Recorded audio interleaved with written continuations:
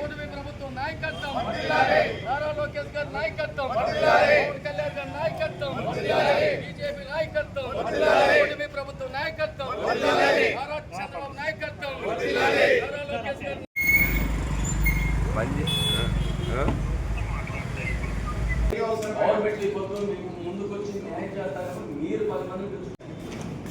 గారి తెచ్చుకోగలుగుతారనే ఉద్దేశంతో అసోసియేషన్కి ఇవ్వాలని నిర్ణయించింది. అది ఉద్దేశం. ఒక్కరే పెట్టుబడి పెట్టగలిగే తర్వాత మనకి ఇందులో లేదు కాబట్టి 7/5/2020 ఒక జీవో ఇష్యూ చేసింది.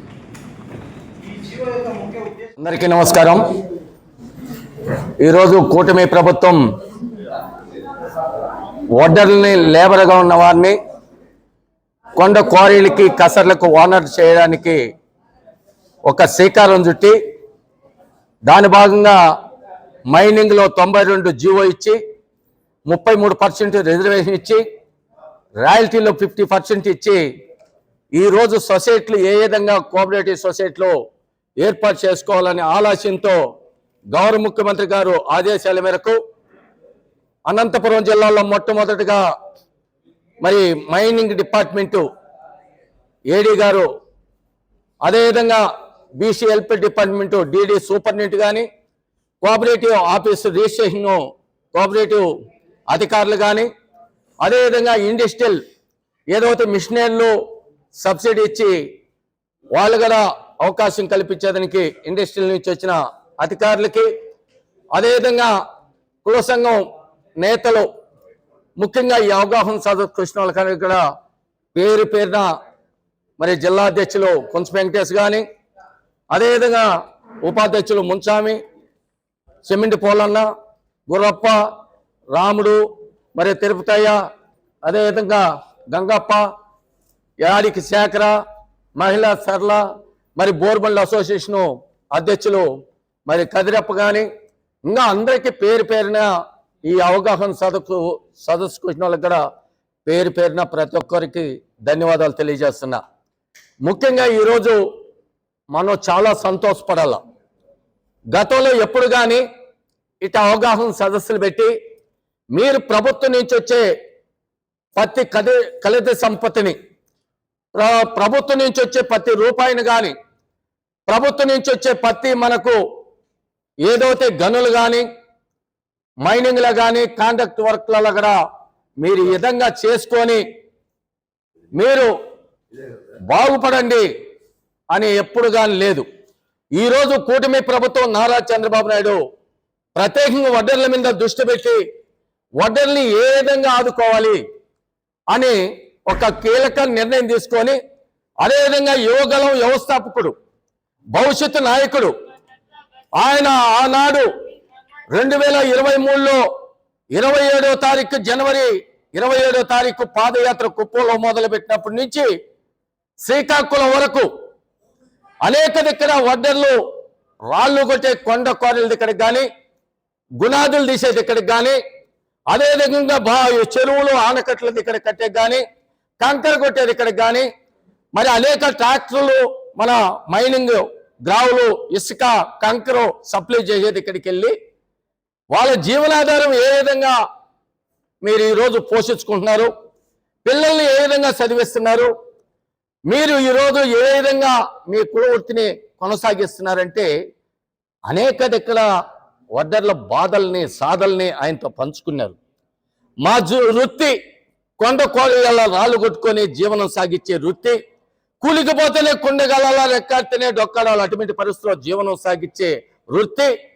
మా తాతల ముత్తాతల నుంచి ఎన్నో బావులు, ఎన్నో చెరువులు, ఎన్నో ఆనకట్లు కట్టి, ఎన్నో భవనాలు, ఎన్నో గుళ్ళు ప్రాజెక్టులు కట్టిన చరిత్ర మాది. ఈరోజు మాకు సరైన ఉపాధి లేకుండా, మాకు రాళ్ళు కొట్టుకునేకి కొండలు క్వారీలు లేకుండా దినామీ పేర్ల మీద లీజులు వేసుకొని మేము మా యొక్క జీవనాధారాన్ని పొట్టగొడుతున్నారు అంటే ఎవరు ఎక్కడంటే గతంలో 2019 నుంచి 2024 వరకు ఆనాటి వైఎస్ఆర్ ప్రభుత్వం, ఆనాడు పెద్దిరెడ్డి రామచంద్రారెడ్డి గనుల శాఖ మంత్రిగా ఉన్నప్పుడు వడ్డర్లకు చెందాల్సిన కొండ క్వారీలన్నీ కూడా దినామీ పేర్ల మీద వేసుకొని మాకు అన్యాయం జరిగిందంటే ఆనాడు లోకేష్ బాబు చెప్పాడు, నేను తెలుగుదేశం పార్టీ ఆనాడు అధికారంలోకి వస్తానే వడ్డర్లకి సరైన గుర్తింపు ఇస్తా, వడ్డర్లకి పెద్దపీట వేస్తా, మీ కొండ క్వారీలు మీకే ఇప్పిస్తానని ఆ రోజు మాట ఇచ్చాడు. అదే మాట మేరకు ఈరోజు 33% జీవో ఇచ్చి కొండ క్వారీలలో గ్రావులలో అవకాశం కల్పించిన ఏకైక నాయకుడు నారా లోకేష్ బాబు గారు. దీనికి మన జిల్లాలో సవితమ్మ కావచ్చు, పయాల కేసు కావచ్చు, మిగతా ఉన్న వాళ్ళందరూ కూడా వడ్డర్లు ఎక్కువ ఉంటారో వాళ్ళందరూ కూడా మరి వడ్డర్లకు తగిన న్యాయం చేయాలని మరి ఇక్కడ ప్రవేశపెట్టి, మరి కొల్లు రవీంద్ర గారు బీసీ సంక్షేమ మంత్రిగా పనిచేశాడు. ఈరోజు గనుల శాఖ మైనింగ్ మినిస్టర్ కొల్లు రవీంద్ర కావచ్చు. అదేవిధంగా పవన్ కళ్యాణ్ మన కర్నూలులో కూడా ఆయన కూడా ఆ రోజుగా చెప్పాడు, వడ్డర్లకు ఖచ్చితంగా కొండ క్వారీలు అంటే వాళ్ళే కాబట్టి ఖచ్చితంగా న్యాయం చేస్తానని చెప్పాడు. అదేవిధంగా అచ్చెన్నాయుడు కావచ్చు, మిగతా ఉన్న వాళ్ళందరూ కూడా దీనొక క్యాబినెట్లో తీర్మానం చేసి వడ్డర్లకు అయితే తప్పకుండా న్యాయం చేయాలా. ఇట రాజకీయంగా వాళ్ళు అసెంబ్లీలో కానీ పార్లమెంట్లో కూడా అడుగు పెట్టలేదు. ఈ కొండ క్వారీలన్నా కానీ వాళ్ళకి ఉచితంగా మనం సబ్సిడీ ద్వారా గుండా కానీ అందించిపోతే వాళ్ళకి అన్యాయం చేసిన వాళ్ళు అంటారని దృష్టిలో పెట్టుకొని ఈరోజు 33% రిజర్వేషన్ కల్పించి లీజులలో రాయల్టీలో 50% అవకాశం కల్పించి శాశ్వత జీవో 92 ఇచ్చి వడ్డర్లకి పెద్దపీట వేసిన పార్టీ కూటమి ప్రభుత్వం నారా చంద్రబాబు నాయుడు. ఈరోజు అధికారులంతా కూడా సుదీర్ఘంగా మనతో ఏ విధంగా సొసైటీలు చేసుకోవాలా, ఆ సొసైటీని ఏ విధంగా మనం మళ్ళా ముందు కొనసాగించాలా, 10 ఏళ్ళు 15 ఏళ్ళు, మరి 6 నెలలకు ఒకసారి మనం మళ్ళా బోర్డు మీటింగ్ పెట్టుకొని రివ్యూ మీటింగ్ పెట్టుకొని ఆ యొక్క సొసైటీని భద్రతగా ఏ విధంగా పొదుపు చేసుకోవాలా, మరి ఏవైతే సంఘాలలో ఉన్న సభ్యుల్ని మరి కరెక్ట్గా ఆ సభ్యులు ఉండేట్టుగా, ఏదో 2 రోజులు వచ్చి మళ్ళా ఆ సొసైటీ నుంచి మళ్ళా నాకు అవసరం లేదు నేను ఉన్న వాళ్ళందరినీ కూడా సొసైటీ సభ్యులుగా చేర్చుకోకుండా నీతి నిజాయితీగా ఉండి వాళ్ళు ఆ కుటుంబాన్ని పోషించుకునేట్టుగా ఆ యొక్క సొసైటీలో సభ్యులతో అందరితో ఐకమత్యంతో కలిసి మలిసి ఉండి దాంట్లో కూడా ఎవరన్నా మరి ఆ బ్యాంక్కి సంబంధించిన అధ్యక్షుడు సెక్రటరీ ఉంటారు, జాయింట్ అకౌంట్ ఉంటాయి, లావాదేవీలు ఉంటాయి, ఇటువంటి అన్నిటి కూడా చూసి ఆలోచించి ఆ గ్రూప్ని ఏర్పాటు చేసుకుంటే శాశ్వతంగా ముందుకు పోయేదనుకుంటుంది. మనం తాత్కాలికంగా ఈరోజు సొసైటీ చేసుకున్నామా అయిపోయిందా అనేది కాకుండా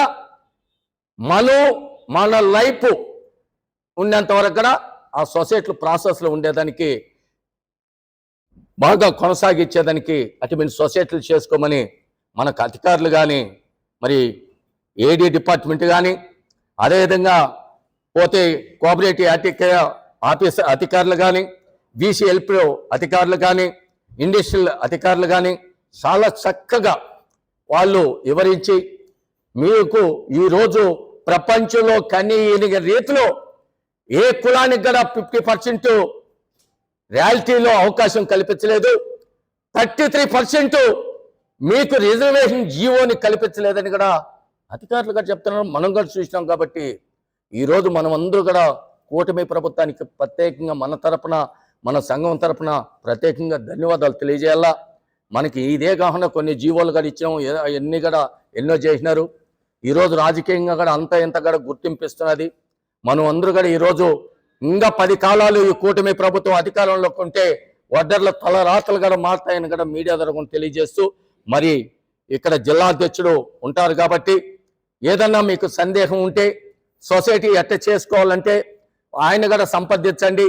నేను కూడా ఎప్పుడన్నా ఉంటా, నిన్న కూడా ఏదన్నా మీకు సూచనలు సలహాలు అడుగుతారు. ప్రతి మండలంలో ఎక్కడెక్కడ క్వారీ ఉన్నాయో ఐడెంటిఫై చేయండి. ముందు క్యాష్ ఇన్కమ్ రేపు కాంచే మొదలు పెట్టండి, త్వరగా తీసుకోండి. వాళ్ళు ఏం చెప్పారు, మనం ఏదైనా ఇంకా అడగాలంటే ఒక 5-6 సొసైటీలు ఎంతనే రిజిస్ట్రేషన్ చేస్తే మనం సబ్సిడీ అడగడానికి కానీ ఇండస్ట్రీలకు కానీ అదేవిధంగా ఈ సభ్యులు ఏమన్నా కుదించడానికి కానీ ఇంకా ఈ జిల్లాలో కాబట్టి ఇంకా పక్క జిల్లాలో ఎక్కడన్నా క్వారీలు ఉంటే అక్కడ కూడా ఇక్కడ ఉపాధి లేదు కాబట్టి ఈడ క్వారీలు లేవు కాబట్టి కొన్ని జిల్లాలో ఉన్నాయి. పొద్దు కర్నూలు జిల్లాలో నాబ్బండ్లు ఉన్నాయి, ప్రకాశం జిల్లాలో ఈరోజు చేమకుర్తిలో చూడండి ఎక్కడ చూసినా అడుగులలో కూడా ఉన్నాయి, అటువంటిది ఇక్కడ ఉన్నాయి. కాబట్టి మనం కూడా వాళ్ళు అడిగేదానికి అవకాశం ఉంటుందని అధికారులు కూడా మంచి సూచనలు సలహాలు చెప్పిందానికి కూడా వాళ్ళకి కూడా ప్రత్యేకంగా ధన్యవాదాలు. మరి ఇంతమంది పిలిచి వీళ్ళంతా కూడా అన్ని మండలాల నుంచి వచ్చిన వాళ్ళకి కూడా ప్రత్యేకంగా ధన్యవాదాలు. మరి మీడియా మిత్రులకు కూడా ప్రత్యేకంగా ధన్యవాదాలు తెలియజేసుకుంటూ సెలవు తీసుకుంటున్నాం. జై హింద్, జై వడారా, జై జై వడారా.